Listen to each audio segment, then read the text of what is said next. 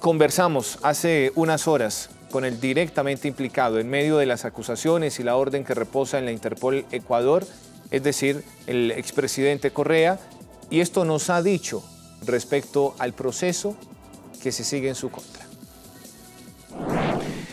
Bien, a esta hora vamos a hacer contacto con el expresidente ecuatoriano Rafael Correa, que amablemente nos atiende desde Bélgica, donde reside ya hace un buen tiempo después de haber dejado la presidencia. Y quiero agradecerle su deferencia con nosotros y por atendernos estos minutos. Presidente Correa, un gusto, buenas noches y gracias. No, gracias a usted, un abrazo a Colombia y a toda la patria grande. Bueno, presidente, usted entenderá, por supuesto, el tema y el interés de la llamada después de lo que ha ocurrido estos últimos días con la decisión que ha tomado una jueza de la Corte Nacional de Justicia en su país. Y veo que hoy jueves ya se ha enviado al director de la Interpol en Quito ese pedido para que se cumpla con la decisión que tomó la jueza, ¿no? La señora Camacho, Daniela Camacho, que fue la que tomó la decisión. Ya, es decir, entiendo, la Interpol a través de su director en Quito tiene la solicitud de la jueza. ¿Usted cree, presidente Correa, que la Interpol va a acatar esa decisión una vez notificada como se ha notificado hoy? Yo no lo creo, pero cuidado que estamos hablando de la Interpol de Ecuador, es la propia policía del Ecuador. Ellos la van a acatar, obviamente, pero cuando comuniquen a Interpol, verdaderamente Interpol internacional, en la sede en Lyon, Francia, ellos tienen como protocolo no aceptar ningún caso político y es evidente que este caso es persecución política. Entonces, estoy casi con la certeza de que van a rechazar el pedido de alerta roja, pero en caso de que lo acepten, ¿no? e Interpol actúe, jamás Bélgica va a acatar aquello, ¿no? Porque es un país muy garantista y es evidente que es un caso político, es muy evidente que es atentado a mis derechos. Aquí radico hace un año con mi familia en forma absolutamente legal. Entonces, eso no va a pasar a nivel internacional. O sea, no tiene ninguna perspectiva de éxito esa orden de detención como algunos aspiran. Bueno, lo noto en la respuesta muy seguro. ¿De dónde radica esa seguridad? Más que un deseo, ¿cuál es la certeza para pensar que no van a darle a la hora de analizar el contexto una perspectiva diferente a la política, que es la que usted cree se va finalmente a analizar? Usted lo ha dicho, estos países sí actúan en función de la justicia, el sistema judicial sí es independiente. Para empezar, el supuesto delito está prescrito aquí en Bélgica. Ellos comparan el código, lo que se está acusando en Ecuador, con su código, y si no es compatible, pues no actúan. Pero además de eso, porque eso no es lo importante, es que no tengo ningún nexo con ese supuesto delito, o sea, ¿qué país civilizado con Estado de Derecho va a aceptar una orden de detención cuando el fiscal no tiene nombramiento legal? Fue impuesto a dedo, rompiendo la Constitución, la ley, para perseguir a Correa. ¿Qué Estado de Derecho va a aceptar que se me ponga una prisión preventiva a un expresidente? La prisión preventiva es una condena anticipada. El sistema interamericano, la Corte Interamericana, hay mucha jurisprudencia, que es la excepción de las excepciones. ¿Quién va a aceptar que por un caso así se ponga una prisión preventiva y argumentando que se incumplió la medida cautelar previa? ¿Qué medida? Que sabiendo que vivo en Bélgica, atraviese medio mundo cada 15 días para presentarme en Quito. ¿Quién va a aceptar algo así? Eso no tiene ninguna perspectiva de éxito. Yo le diría, ni en Bélgica, ni en ningún país europeo, ni en ningún país con un verdadero Estado de Derecho. Presidente Correa, la interpretación, o más que interpretación, no, lo que uno entiende a partir de la explicación que da la Fiscalía en Ecuador y la jueza Camacho, es que si usted se hubiera presentado el lunes, quizá todo esto se hubiera evitado. ¿Usted en algún momento llegó a contemplar por lo menos decir, bueno, está bien, esta vez voy a ir, doy mis explicaciones y pido personalmente que esto lo sigamos haciendo en Bruselas? Es decir, voy y regreso a Bruselas, pero evitar la interpretación que ellos dan de desobediencia a la decisión. ¿Usted llegó a contemplarlo? No caigan en esa trampa. Ellos siempre quisieron ponerme a prisión preventiva, esa es la estrategia. Este es el quinto o sexto caso criminal que tengo que enfrentar. Ni Al Capone ha tenido tantos casos. Me han acusado de preventas petroleras irregulares a China, de negociaciones de campos petroleros de forma deshonesta. ¿Qué tiene que ver el presidente en esas cosas? de sobreendeudamiento, acaso sobreendeudamiento es delito, además no es verdad, de crimen organizado, de tráfico de influencia, haber pactado con el narcotráfico. Ahora somos represores, ahora resulta que mandamos a secuestrar a opositores, que en verdad era un prófugo de la justicia, era un asambleísta alterno, pero si hay 10.000 opositores, hay 10.001, pero creen que estábamos preocupados todo el día sobre el señor Balda.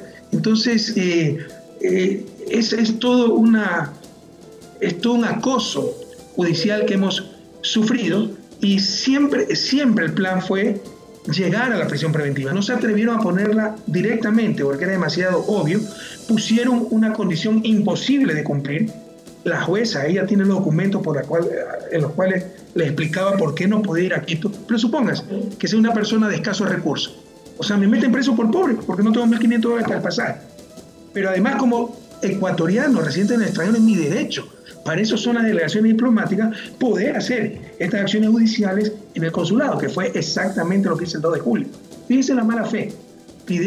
Nosotros pedimos revisar la medida. Me tenía que presentar el 2 de julio. Nos pusieron la audiencia el 3 de julio para ya actuar frente a hechos consumados. ¿Por qué no la pusieron antes? Y justificábamos por qué no podíamos ir a atravesar medio mundo para presentarnos en Quito. Entonces no se engañen, todo fue una estrategia. Desde el inicio querían poner esa prisión preventiva. ¿Para qué? ¿No? Para que yo no me pueda presentar al juicio para defenderme, y si no hay la presencia del acusado, se detiene el juicio y me tienen fuera del país 8 o 10 años. Eso es todo. Ahora, presidente, usted seguramente habla de esto y de la estrategia a seguir con su equipo de abogados. Si ustedes dentro de esa estrategia marcan una hipótesis y es, ok, la Interpol hace efectiva la detención, eso sí, esto es una pregunta de conocimiento legal, que usted no es abogado, pero tal vez por ser su caso sí lo conoce. Peor, soy economista. Exacto, pero es su caso. Es su caso y tal vez lo conozca. Y pongo el siguiente escenario hipotético. La Interpol hace efectiva la captura, pero eso no significa extradición. La extradición la tiene que definir Bélgica, ¿no? Sí, pero además la Interpol comunica a la policía belga. Entonces la policía belga ve también si acata o no la orden. También. ¿No? E incluso si acata la orden, ahí tienen que decidir si se extradita o no a la persona. Entonces son muchos pasos, y le insisto. Esto a nivel internacional no tiene ninguna perspectiva de éxito porque, por el contrario, un escándalo. Están haciendo caer en ridículo al país. Lo están volviendo a convertir en una banana república. Ahora, una burla a nivel mundial. Presidente, en ese escenario que seguramente es como el más viable y es el de esto no va a pasar nada, igual va a quedar allí un tufillo incómodo para cualquier persona de ser tratado como el fugitivo que huyó de su país, que no da la cara, y ese va a ser entonces el futuro inmediato. ¿Usted ya ha pensado en eso? No estoy de acuerdo en eso. La historia sabrá poner las cosas en su lugar. Yo no estoy huyendo de nada, no estoy clandestino, estoy en mi vida cotidiana. Estoy viviendo en Bélgica hace un año. Me sacan esto, tengo que regresar. Estar 2 o 3 meses preso hasta demostrar mi inocencia. Porque yo no tienen que demostrar yo que soy culpable, sino mi inocencia. Perfecto. Supónganse que funciona el sistema de justicia. Demuestro que soy inocente, regreso a Bélgica. Después de 6 meses inventan otra cosa, tengo que volver a regresar. Ya basta. Uno tiene derechos humanos. Y uno también tiene responsabilidad con su familia. Tiene que cuidarla. No se le puede hacer esto a la familia, no se le puede hacer esto a la gente. O sea, aquí nadie está huyendo de la injusticia.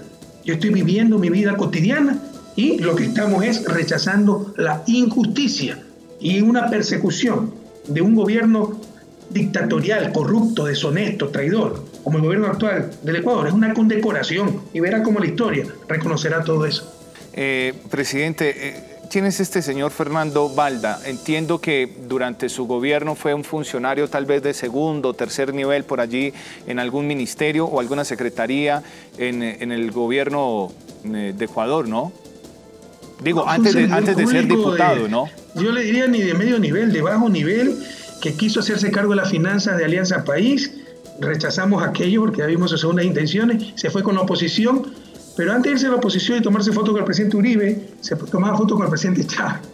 Y ahora resulta que es el opositor más importante y por eso el propio presidente estaba preocupado y planificó su secuestro. ¿Quién puede creer una tontería así? Él era asambleísta alterno. El señor Balda tiene más de 20 juicios por alimento, por agresión, por estafa. Fue sentenciado a 2 años por calumnia, huyó a Colombia, estaba de forma ilegal en Colombia, estaba dedicado a actividades ilícitas, a piratería informática, a venta de equipos de espionaje ilegales, ¿no? Y fue deportado de Colombia. Pese a todo eso, tiene derechos. Él no podía ser detenido arbitrariamente como se intentó en el 2012, pero tampoco le podemos creer pues todas las tonterías que dice con todo ese historial judicial que tiene. Presidente, ¿cuál es su opinión hoy en día, un año después, retirado políticamente de la actividad en Ecuador, metido en este problema? Personalmente es un problema para cualquier persona, por lo menos en lo mínimo desgastante. ¿Cuál es su opinión sobre la justicia de su país, sobre esta Corte Nacional de Justicia? ¿Cree usted en la independencia del Poder Judicial en este momento en Ecuador? ¿Sigue siendo la misma justicia que operaba mientras usted era presidente? Por supuesto que esto es desgastante, es extremadamente duro.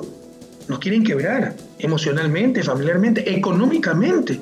Usted sabe cuántas decenas de miles de dólares yo he gastado en abogados belgas, abogados ecuatorianos. Gracias a Dios, me habían salido algunos contratos para escribir libros, para dar cursos online. Y tenía algunos ahorros de mi indemnización después de 10 años de presidente, mi fondo de reserva. Pero uno tiene que consumir el patrimonio familiar. Y yo me creo bien librado, porque hay más de 200 informes de autoría de un contralor puesto a dedo también para perseguir a la gente, a exfuncionarios de mi gobierno, ¿no? Todos con indicios de responsabilidad penal. Y la gente tiene que vender su carrito, su casa, como no hemos robado, tienen que sacrificar el patrimonio de su familia para contratar abogados y defenderse. Por supuesto que esto es durísimo, pero eso es lo que quieren, quebrarnos. No, podrán doblarnos, pero no nos van a quebrar nunca. Sobre la justicia, mira, una cosa es que un sistema funcione bien cuando realmente hay independencia. Yo ni siquiera conocía a los jueces. O sea, como ganábamos juicios porque teníamos razón, incluso contra medios de comunicación que se querían por encima del bien y del mal, entonces la justicia estaba parcializada. Yo ni siquiera conocía a los jueces. Al único que conocía de la Corte Nacional era el presidente, a Carlos Ramírez. Todos ganaron sus puestos por concurso. Pero una cosa es cuando actúa un cuerpo judicial, la Corte, sin ninguna presión política, y otra cosa, cuando tienen tremenda presión política, tremenda presión mediática, hicieron una consulta inconstitucional para hacer un Consejo de Participación Ciudadana que elige la autoridad de control, el Consejo de Judicatura, ¿no? Pero ahora se ha extralimitado en sus funciones, destituye, sustituye. De frente a esa presión se ve quién es quién. Y hay muchos jueces que se han sometido al poder de turno y muchos fiscales. Y en el caso del fiscal es más grave. Y le pido a usted que verifique lo que le estoy diciendo. Sacan al fiscal general con juicio político, eso es constitucional, sube el subrogante, pero no le gustaba el subrogante. 4 días después lo sacaron y nombraron a dedo un fiscal encargado que no existe en la ley ecuatoriana. Fue un fiscal a dedo para perseguir a Correa. El Consejo de Judicatura, sacan al Consejo de Judicatura que era muy bueno, era de lujo, era lo mejor, que tenía Ecuador y América Latina, gente muy preparada, hizo una transformación de la justicia histórica. La sacan, porque no lo controlaban, lo sacan a los consejeros, en lugar de ser sustituidos por subalternos, no, nombran a dedo enemigos políticos. ¿Cómo se elige el fiscal general en Ecuador? Estamos hablando del Consejo de Judicatura, el que administra todo el sistema de justicia. ¿De qué independencia judicial podemos hablar en estos momentos? No existe. ¿Cómo se elige el fiscal general en Ecuador? Porque es cierto es decir, una vez sale el fiscal Vaca, no se ha elegido fiscal general. ¿Cómo se elige? Mire, primero hay un organismo, una instancia, que es el Consejo de Participación Ciudadana, encargado, entre otras cosas, de elegir a la autoridad de control para sacarla del ámbito del Congreso, que era lo más politizado del país. Entonces todo el mundo llevaba condicionado. De acuerdo a la Constitución, ni siquiera de acuerdo a la ley, ese Consejo de Participación debe ser comisión ciudadana, una comisión ciudadana para cada concurso. Comisión ciudadana para el concurso de fiscal, comisión ciudadana para el concurso de procurador, comisión ciudadana para el concurso de contralor, comisión ciudadana para los consejeros del Consejo de Judicatura. Es un proceso muy estricto. Concurso nacional de méritos, transparente, con oposición, con impugnación ciudadana. Usted puede impugnar, candidato tal, aquí tengo esta denuncia. Así se eligió el fiscal Vaca. Lo sacaron. De acuerdo con la ley tenía que subir al subrogante. No, nombraron a dedo otro fiscal, sin ningún concurso. Es algo espantoso. Ecuador no tiene un Estado de Derecho. El orden constitucional está totalmente roto. No hay división de poderes. Todo lo controla el Ejecutivo. Pero América Latina mira hacia otro lado. Si hubiera hecho la 10ª parte de lo que está haciendo Moreno, con apoyo de la prensa, ya hubiera estado en la Corte Internacional de La Haya, y con justa razón. Por decisión propia, usted no va a regresar a Ecuador, no ahora. ¿Pero por qué lo voy a hacer? Por favor, eso me molesta grandemente. Yo cumplí con mi país, me saqué No, de 10 años. le pregunto. Colombia, no lo digo solo por usted, me han hecho varias veces esta pregunta. Colombia, América Latina, ¿vieron cómo se transformó Ecuador? Sacrifiqué a mi familia, le quité la paz, seguridad, privacidad. Le dije después de 25 años a mi esposa, después de 25 años vivir en el país, vamos a vivir a Bélgica, no me voy a presentar a una reelección. Es exactamente aquello lo que he hecho. Y ahora, por un poco de odiadores que inventan cada día una nueva cosa, yo tengo que romper mi vida familiar, mi vida cotidiana y regresar al país. Por favor, uno también tiene responsabilidades, no solo políticas, familiares, ¿no? De respeto a sus seres más queridos. ¿Su proyecto de vida cambió a partir de esto o sigue en pie? ¿Cuál es su proyecto de vida a mediano plazo, presidente? ¿Escribir libros, dictar conferencias? Yo lo dije a mi país. Yo quería retirarme de la vida política, retomar la vida cotidiana, lo que más dura, una de las cosas más duras, sobre todo para aquellos que no buscan el poder por el poder, sino el poder por el servir. Por servir, es perder las delicias de la vida cotidiana. Poder comer a un restaurante, a un patio de comidas, a un centro comercial, pasear con su familia. Usted como presidente es muy difícil que pueda hacer aquello. Yo les dije, yo vengo a vivir varios años en Bélgica, de forma indefinida. Es decir, indefinida significa sin una fecha establecida, puede ser para siempre. Y voy a retomar los libros, la lectura, la academia, dedicarle mucho más tiempo a mi familia. Nos traicionan en Ecuador, se inventan cada día cualquier cosa. Esto ya es la quinta o sexta acusación, como le manifesté hace un momento. Uno tiene que estar, quita tranquilidad, rompe tranquilidad económica, emocional, familiar. Pero además tengo que volver para que me metan preso, para ver si demuestro mi inocencia, porque no tienen que demostrar que soy culpable. Y si la demuestro, regreso, me ponen otro juicio y tengo que regresar nuevamente. Por favor, no podemos prestarnos a esas payasadas. Presidente, una última para despedirlo y agradeciéndole. Y al margen de este tema, solo quiero aprovecharlo como expresidente de Ecuador. Qué lástima que no profundizamos en el caso Valda. Imagínese usted, un abuso policial, el culpable del presidente de la República. ¿Dónde estamos, por el amor de Dios? ¿Le han presentado alguna prueba de mi vinculación a eso? Es una infamia. El caso Valda ocurrió en el 2012. Sí. Valda, la supuesta víctima, presentó acusación en 2013. Ni me nombra. Pero desde noviembre tramaron todo eso, lo anunciaron. Valda mandó un tweet diciendo, verán cómo correr en pocos meses estará con alerta roja, y empezaron a apuntar al presidente de la República. Pero antes de eso ni me nombraba. Imagínense que el culpable de cualquier abuso policial de hoy en adelante va a ser el presidente de la República. ¿Dónde estamos? Estamos en la locura ya. El argumento de Valda y sus abogados, presidentes, la línea de mando, ¿no? Entonces dice él que el presidente del momento tenía conocimiento de lo que él califica, de hecho lo escuchaba ayer a Valda. Él dice que esto es un crimen de Estado. Ahora, no sé si él... Y se le hacen las pupilas del signo de dólar, ¿no? Primero, crimen de Estado no existe en nuestro código, ni a nivel mundial, ni en el derecho internacional. Pero llamar algo crimen de Estado significa que si después pone demanda, hay que pagarle bastante platita. Entonces, aquí también puede haber acuerdos corruptos. Pero tiene que poner las pruebas. O sea, cualquier abuso policial, como odian al presidente, el culpable es el presidente. Y hasta antes del 2018, ni siquiera me mencionaron ese caso. No me mencionó esa acusación. Pero todo esto es un complot. Aquí hay mucha gente involucrada, muchos poderes, empezando por el gobierno, pero también probablemente instancias internacionales, analizando esto, cómo destrozamos a correr. Corrupción nunca le vamos a encontrar 20 centavos mal habido. Represión, porque aquí sí podemos conseguir testimonio falso. Y si usted viera cómo se ha presionado a la gente. Pablo Romero, le ofrecieron de todo si me involucraba en ese caso. Y muy noblemente digo, yo no voy a mentir. Pero entonces se dieron cuenta que podían apuntarle al presidente. Pero antes del 2018, ni siquiera me nombraban este caso. El presidente que se está sentando es nefasto. Cualquier abuso policial en Colombia, el culpable va a ser el presidente de la República. Usted, presidente, aquí pensando y mientras le escucho hablar del tema, dentro de la estrategia, ¿ustedes no han intentado o han planteado desvirtuar la tesis de Valda? Es decir, de pronto incluso una demanda por difamación o por testimonio falso, incluso injuria. ¿Han manejado eso dentro de la estrategia? Son etapas, pero Valda debe ser enjuiciado por delitos transnacionales. Su principal testigo, que también el principal procesado, Chica Isa, ¿no?, al cual presionaron el día anterior a su testimonio, lo sacaron ilegalmente de la cárcel y lo tuvieron 7 horas en la fiscalía para preparar este montaje contra mí. Y dice que yo le he llamado por teléfono para decirle que secuestra a Valda y después para darle todo el apoyo. Imagínese un presidente de la República llamando por teléfono directamente a un policía, ni a mis ministros.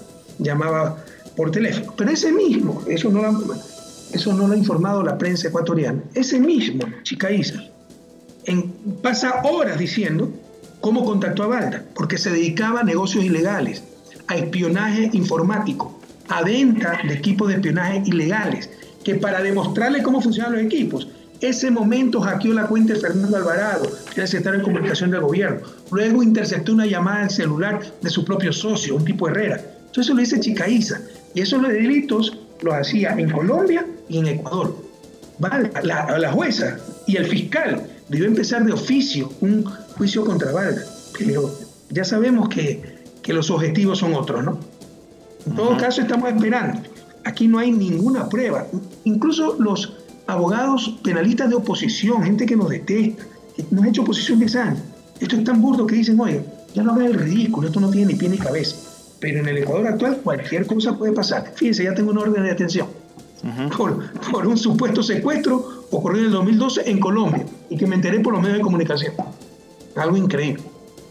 Dicen ellos, presidente, pues tratando de recolectar y de sumar la mayor cantidad de pruebas posibles, que hubo allí un giro de 2 cheques, ¿no?, para la tal operación secuestro, y que se habían girado desde su secretario de Seguridad, el señor Chicaiza.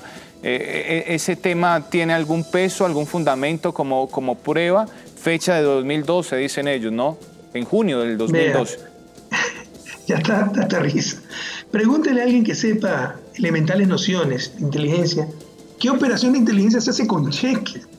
Y poniendo en el registro operación secuestro. Solo faltó la foto y el número de cédula. Todo eso es montaje.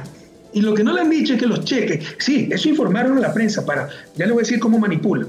Dijeron que los cheques eran de la presidencia. Los cheques son de la Dirección General de Inteligencia de la Policía Nacional. No son de la presidencia. Mintieron y siguen mintiendo al Ecuador y a América Latina. Además, que otra mentira del propio fiscal, confunde Dirección General de Inteligencia, que es una unidad de la Policía Nacional a la cual pertenecía Chicaiza, con Secretaría Nacional de Inteligencia, que tiene rango de ministerio y es parte del gabinete. Esa operación, si existió, fue de la Dirección General de Inteligencia, pero le han hecho creer a los ciudadanos ecuatorianos que es Secretaría Nacional de Inteligencia. ¿Por qué? Porque el jefe Correa, entonces Correa estuvo detrás, ¿no? Otra contradicción o manipulación. Confunden el procedimiento de deportación absolutamente legal, obligación del gobierno. Imagínense si conocíamos de un fugitivo de la justicia en Colombia, si era amigo del gobierno y no hacíamos nada, ahorita me estarían diciendo corrupto, deshonesto, porque no buscó capturar a esa persona porque era su amigo. Entonces es obligación del Estado deportar a los fugitivos, ¿no? Se manda a Romy Vallejo, que era mi asesor de seguridad, para que hable con la policía colombiana para ubicar a este tipo y deportarlo. Confunden eso y le dicen a la ciudadanía, se mandó a Romy Vallejo para seguir a Balda, ubicarlo y secuestrarlo. Confunden el proceso de deportación con un intento de secuestro. Entonces, todo esto ha habido mucha mala fe. Es un caso mediático. Procesalmente no tienen absolutamente nada contra mí, al menos. Para ir terminando, presidente Correa, ¿Fernando Balda tenía alguna relación cercana con usted en algún momento, o era de aquellos funcionarios que de repente se lo encontraba en un pasillo, sabía quién era, pero no era un funcionario de estrecha relación y confianza? De ninguna manera, nunca. Yo lo habré visto 2 o 3 veces en mi vida, y también el show que quieren armar, ¿no?, que era el opositor más importante. Créame que si teníamos 10.000 opositores, Fernando Balda es el 10.001. Pero tienen que armar toda esa parafernalia para crear el montaje, ¿no? Era un opositor tan importante que anunciaba la corrupción. Haga una investigación de los tweets que mandaba Balda. Dice él que le mandó los insultos, su dice él que le envió homofobia. unos audios directamente a usted, ¿no?, hablando de corrupción y de lo que estaría pasando en el gobierno, y que allí habría tenido contacto directo con usted cuando le hace llegar los famosos audios en los que aparentemente se desata todo esto. No, eso es falso, es falsedad absoluta. El único corrupto es él. Vaya, vea su historial judicial. Vaya, vea, revise. Eso es público, los tweets que manda, los trinos, ¿no? Hijo de tal, conchetuné, no lo repito por respeto al público. Homosexual, ya sale del closet, o sea, tiene una fijación con la homosexualidad terrible, ¿no? Y una homofobia, aparente homofobia. Normalmente eso demuestra contradicciones. Entonces, es un tipo de una moral muy baja. Sin embargo, tiene derecho. Eso no justifica su intento, que se haya intentado secuestrarlo, arrestarlo, como quiera llamarlo. Pero tampoco, pues, es la referencia moral del país, tampoco es la fuente de credibilidad y jamás ha sido ni de lejos un opositor importante, pero quieren hacer creer a la gente que era tan importante que el presidente se pasaba pensando todos los días en Baldo. Eso es una mentira.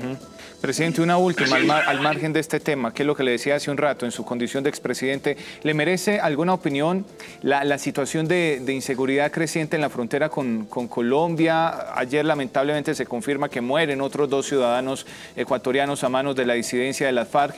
¿Le preocupa ese tema? Por supuesto, y fíjese cómo están alteradas las prioridades, ¿no? Los titulares, todas estas semanas, meses, los titulares llevan cubriendo el supuesto secuestro, que creo que duró 30 minutos, ¿no?, de Balda, fugitivo de la justicia, hace 6 años en Colombia. Mientras tanto teníamos hace 3 meses a Oscar y Katy secuestrados y asesinados. Ya se recuperaron los cadáveres. Fíjese cómo se distorsionan las cosas, cómo no se ponen las prioridades debidas. Y por supuesto que esa inseguridad en la frontera me preocupa, pero tanta la mala fe que también quisieron culparnos a nosotros. Y dijeron que nosotros no habíamos tenido problemas porque habíamos tenido un pacto con el narcotráfico. Y como ellos sí combaten el narcotráfico, ahora sí hay atentados, secuestros, etc. El propio presidente Juan Manuel Santos les dijo en una entrevista cómo habíamos trabajado en conjunto, con mucha fortaleza, para combatir el narcotráfico, los grupos irregulares. ¿Qué es lo que en realidad pasó? Que este gobierno es absolutamente inepto. Y con ese afán ya odio patológico, hacer exactamente lo contrario de lo que nosotros hicimos, eliminó, entre otras cosas, el Ministerio Coordinador de Seguridad, que era una instancia muy importante para coordinar policías, militares. Usted sabe que la coordinación entre esas 2 instituciones no siempre es fácil, inteligencia, gestión de riesgos e incluso para coordinar con Colombia, las famosas Comifron, Comisiones Binacionales de Frontera, y actuamos como un relojito, y obviamente poníamos recursos, y obviamente también generábamos desarrollo, porque desarrollo es el nuevo nombre de la paz, como decía Paulo VI. Pero, por ejemplo, sacaron el tercer eje vial, que nosotros cumplimos a tiempo. Colombia se retrasó, está a 2 kilómetros la carretera colombiana, y dijeron, en CNN incluso, pero a nivel del país, una tontería tal como que si habíamos construido una carretera a ningún lado, a la selva, para que pasara por ahí el narcotráfico. Eso lo dijo Moreno para justificar su incapacidad, su ineptitud, y eso recogió la prensa. O sea, ya no tienen vergüenza. Entonces, el problema es que no se ha hecho nada por la seguridad en estos últimos 13 meses. Se eliminó el Ministerio Coordinador de la Seguridad. Se sabía que con los acuerdos de paz con la FARC iba a haber un porcentaje de disidentes que iban a derivar en crimen común, pero no se hizo absolutamente nada. Ni siquiera en este caso de crisis, con 4 soldados muertos por una mina, con 3 policías secuestrados y asesinados, con una pareja secuestrada y asesinada, ni siquiera en esa crisis se ha actuado convenientemente. Por ejemplo, en el caso de los periodistas, es una norma elemental que usted pone a salvo a los secuestrados y después va tras el secuestrador. Aquí no, aquí permitieron que los asesinen. No quiero ser duro, son cosas difíciles, pero sí es claro que el gobierno ha mostrado una ineptitud impresionante y una indolencia impresionante. ¿Qué más prueba esto? Discutir el secuestro de Balda, principal opositor de la historia del país, ocurrido hace 6 años, 30 minutos sin violencia, ¿no? Y no estar todos los días discutiendo que teníamos a Katy y Oscar desaparecidos y hoy lamentablemente hemos encontrado sus cadáveres. Presidente Correa, muchas gracias por su tiempo. Es el presidente Correa atendiéndonos desde Bruselas. Bueno, en otra oportunidad habrá tiempo de hablar de su nueva faceta ahora como conductor de televisión, que le ha ido muy bien, por cierto. Me acordé ahora que habló de la entrevista con el presidente Santos. Se ha divertido haciéndolo. Sí. Presidente... Qué pena que Colombia no pasó a cuartos de final. Todavía lo lamentamos, no sabe cómo nos está doliendo todavía en el alma. A mí también me ha dolido mucho. Presidente, muchas gracias. Fueron muy bien representados, ¿no? Felicitaciones al equipo nacional de Colombia. Así Pese a que fue el que nos eliminó a nosotros, porque nos ganó 6 puntos de 6. Así fue, eso fue lo que nos llevó a Rusia finalmente. Presidente, muchas gracias. Sí, a costa de Ecuador. Bueno, un fuerte abrazo, cuídense. Adiós, que esté bien. El expresidente de Ecuador, Rafael Correa.